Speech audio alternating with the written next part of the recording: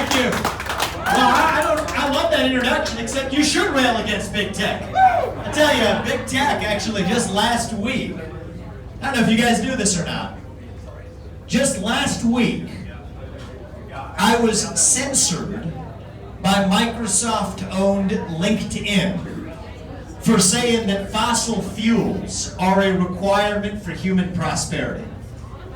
Think about that. Where we are in the election interference season, it's already begun when technology companies are determining what we can and cannot say. And one of the reasons I love this state, I love the granite state, the free state, the live free or die state, is that you will not be afraid, you will not be shut down. When I come and talk to you guys, you know what? We get harder questions at our events than we do from the media. I love that about you guys. And so tonight, we're on this beautiful boat cruise. That's great. Give yourselves a round of applause for being the state that actually supports free speech in America. I love that about you. So we're going to have a real conversation tonight. One of the things I'm actually doing tonight is I'm going to announce how we're going to end the war in Ukraine without giving them another dime. That's coming up in a little bit. But before I do, I want to talk to you about what the heck is actually going on in our country. Yeah, think about it. You ask most people my age what it means to be an American today.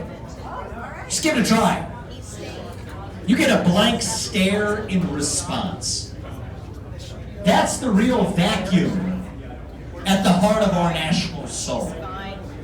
We're hungry to be part of something bigger than ourselves, yet we can't even answer what it means to be an American. When you have a void that runs that deep, that's when the poison begins to fill the void. First poison, wokeness, a new philosophy that says your identity is based on the color of your skin. That if you're black, you're disadvantaged. That if you're white, you're privileged. No matter your economic background or your upbringing, your race governs who you are and what you can achieve in life. I reject that view, but you know, Congresswoman Ayanna Pressley of the Squad, thank you. I appreciate that. We stand against it. They say that we don't want any more black faces that don't want to be a black voice. We don't want any more brown faces that don't want to be a brown voice. Think about that for a second. When your race goes from being about your skin color to being about the ideas you're allowed to have, then any disagreement with those ideas automatically makes you a racist. And there is no greater damnation in modern America than to be called a racist. So when given the choice between pledging allegiance to this new religion and being tarred with that scarlet R, everyday Americans are choosing to bend the knee. That's what's created this new culture of fear. That's effectively what Don Lemon called me on air, sitting on the set across the table from at CNN. He said basically that I'm a racist, that I can speak and disagree with him when I have black skin in this country. Now here's the thing, I think we're at a turning point because he got fired after that. so we're at a turning point. Don't worry, the story's going to end well, but we got to see the problem with clear eyes, right? So over here, you've got this racial religion, right? Now right around the same time as we got the racial religion, we have a second religion in this country. This is the religion of transgenderism in America, the cult of gender ideology. This one says that the sex of the person you're attracted to is hardwired on the day you're born. It had to be to count as a civil right. But it also says at the same time now, your own biological sex is completely fluid over the course of your life. Now those two things can't make sense at the same time if you're applying logic. But if you're subscribing to a religious cult, then you can believe these things at the same time. So that's the second religion. You got the cult of racial wokeism, You've got the cult of gender ideology. And then right around the same time, now we see the rise of a third cult in America. The cult of climatism. Now, this is a new cult that says we have to stop carbon emissions at all costs here in the United States, even though we turn a blind eye to shifting those same carbon emissions to places like China on the other side of the world. Now that wouldn't make sense. Now, this is the same cult that would also say that we're against carbon emissions, but we're also against nuclear energy, the best known form of carbon-free energy production known to mankind. So I could go on all night, going after one cult after another, popping up like whack-a-mole, just popping up one place after another. You look, slap one down, you got the wokeism down here, transgenderism over there. Done with the transgenderism, you got the climate cult here. Done with that, you got a COVID religion popping up, wear the mask, get the vaccine. The real question is what the heck is going on in our country that we see the rise of these different secular religions at the same time? You think that's a coincidence? It is not. It is a symptom of a deeper cancer in America. And that cancer is a void of purpose and meaning at the heart of the American soul. I'll tell you, first personally here, I'm 37 years old. I was born in 1985. I'm the first millennial ever to run for U.S. president as a Republican. Okay? Thank you. I appreciate that. Thank you. And I'll tell you something about us, millennials, people younger than me too. We're all hungry for a cause. We're hungry for purpose and meaning and identity at a point in our national history when the things that used to fill that void, faith to patriotism to hard work to family, these things have disappeared. That's what leaves that black hole in its wake. And how do you solve that problem? It's not just going to be by playing that game of whack-a-mole, stamping out the wokeism and the transgenderism. It's going to be to fill that hole with a vision of what it actually means to be an American today. So that's the question. What does it mean to be American? We're like on this boat, right? We left a dock. We're running from something. No. Question for us is, what are we running to? That's where we're going to have to go. What it means to be an American to me, it means you believe in ideals like merit and the pursuit of excellence, that you get ahead in this country, not on the color of your skin, but on the content of your character and your contributions. Thank you. That is what it means to be an American. And by the way, that's why I'm going to put an end to race-based affirmative action in America. We're done with it. It's a cancer on our national soul. It means you believe in the rule of law, right? That if you're going to, first act of entering this country is going to break the law, I'm sorry. That means you cannot enter the country. That is what it means to be an American, which is why we will use our military to secure our own southern border instead of somebody else's border halfway around the world. That's what it means to be American.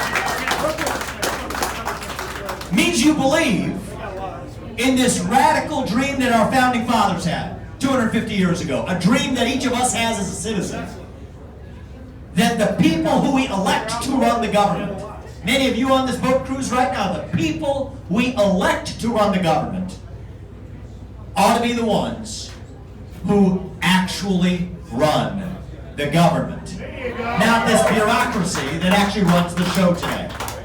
See, that's what it means to be American.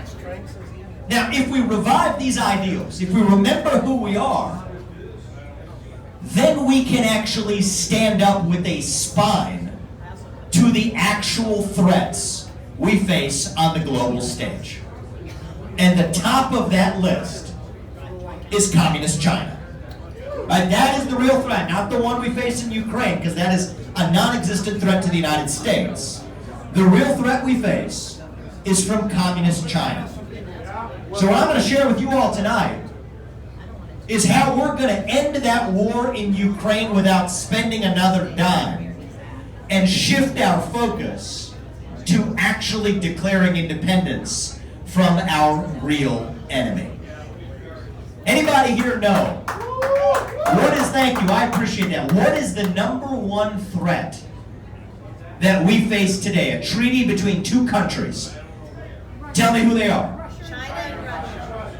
I love this audience. I love New Hampshire. It is the alliance between Russia and China that is the number one threat we have ever faced since World War II. That is the biggest threat this country has faced. In 2001, the two countries entered a treaty. They said they would each back the other if either was attacked militarily. We were actually turning our attention to that before the two planes hit the Twin Towers on 9/11. Now what happened last year, those two countries took it to the next level. They called it a no-limits partnership between China and Russia. Now, the United States, we're way ahead of both of them. But actually, if you look at combining those two countries, now we have a problem. Geographic landmass, supersonic missiles, hypersonic missiles, super EMP weapons, economy. Now we're getting serious. So what I think we have an opportunity to do is not just end the Ukraine war, and believe me, I have long been in the camp before it was popular of saying that I would not spend another dime of American money on a war that does not affect our interests. I appreciate that. And I will not apologize for that. But we can actually go even further. And I'm laying out for you what I'm going to be talking about for the next week. We're doing it first here tonight. Laying out how we actually advance our top goal. Here's the deal that I'm going to do with Vladimir Putin. Now, those are words that the media does not want to hear. But I'm going to say it again. Here's the deal that we can do with Putin is that we will stop providing aid to Ukraine. We will freeze the current lines of control. That means he gets the Donbass region. It means he gets the Crimea. And we will make a permanent commitment to tell Ukraine that you will not be admitted to NATO, not now, not ever. Those are big concessions to Russia. But we have a big ask in return. That you will exit your treaty with China. It's like what Nixon did to Mao in 1972. That's what we have a chance to do now, except Putin is the new Mao. We turn the world order then upside down, where China now can't go for Taiwan because Russia doesn't have their back anymore. That's what it means to actually think about what advances American interests. Right now, you'll hear them tell you, keep sending weapons to Ukraine. Why? We agreed in 1994 that we would respect Ukraine's sovereignty. Well, guess what?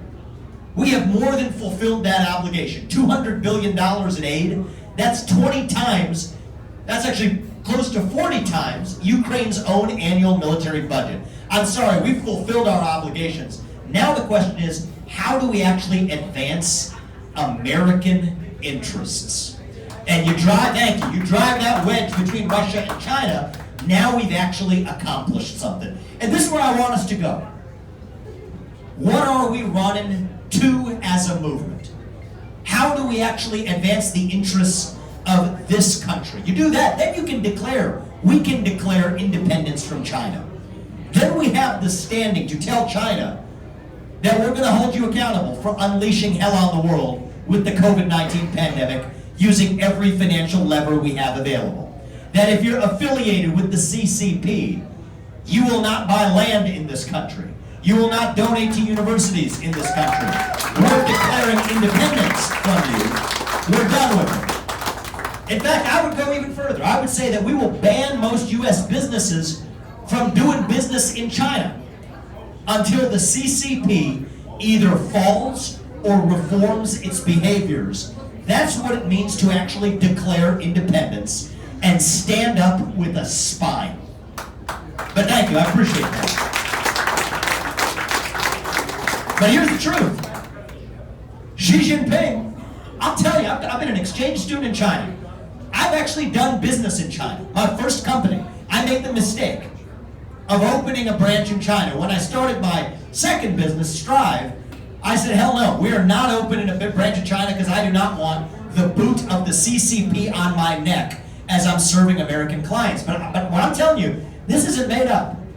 Okay, what China sees, what Xi Jinping thinks, here's what he's telling us. You can't declare independence from me because you are addicted to me. You're addicted to the fentanyl that I'm pumping across your southern border and now your northern border too. You're addicted to fentanyl. You're addicted to the digital fentanyl that I'm pumping into your kids' phones through TikTok and whatever else we send them. You're addicted to the financial fentanyl in the form of the national debt that we are funded. So you just try me and see if you can declare independence. You don't have it in you because you are addicted to me. That is the bluff that Xi Jinping thinks he's calling on us. And so the real question, even for our foreign policy, it isn't even about them. It's about us. Take a long, hard look in the mirror and let's ask ourselves, do we actually have it in us to make the trade-offs, to stand with the spine, yes, to make a short-run sacrifice, to declare independence from our enemy? I think we do. I think we will. But that isn't up to him, that is up to us in this country.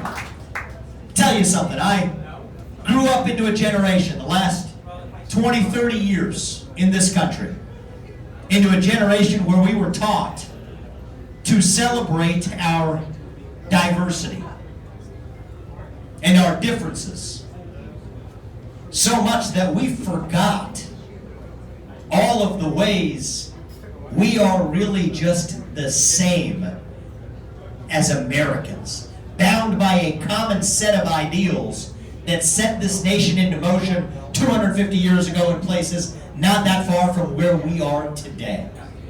Now the other side, I'll tell you, they'll tell you that America's imperfect, that we have never lived up to those ideals. You know what I tell them? Deep down somewhere in there, I'll admit it, you're right.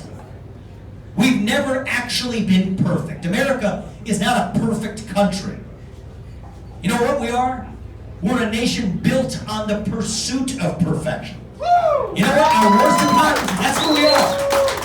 Our worst hypocrisies are our best evidence that we have ideals at all. Notice how nobody ever calls China a hypocrite. Nobody ever calls Iran a hypocrite. You want to know why? Because even to be called a hypocrite, you had to have ideals in the first place. You know what we are? We're a nation built on the pursuit of perfection, and we're not gods, we're not angels, we are human beings. So anytime a group of human beings comes together to pursue a set of ideals, we will always fall short of those ideals, but we as Americans will still keep pursuing them. We will not apologize for it. We will stop just celebrating our skin-deep differences and start to celebrate again what binds us together across those differences. E pluribus unum, from many, one. That's the dream that won the American Revolution.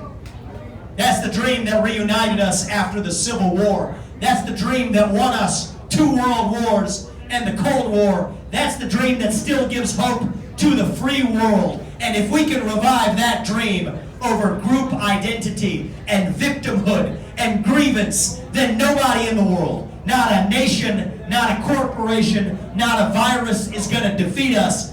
That's what American exceptionalism is all about. And I promise you, that is what we together are going to revive to save this great nation. Thank you all. God bless you. God bless you.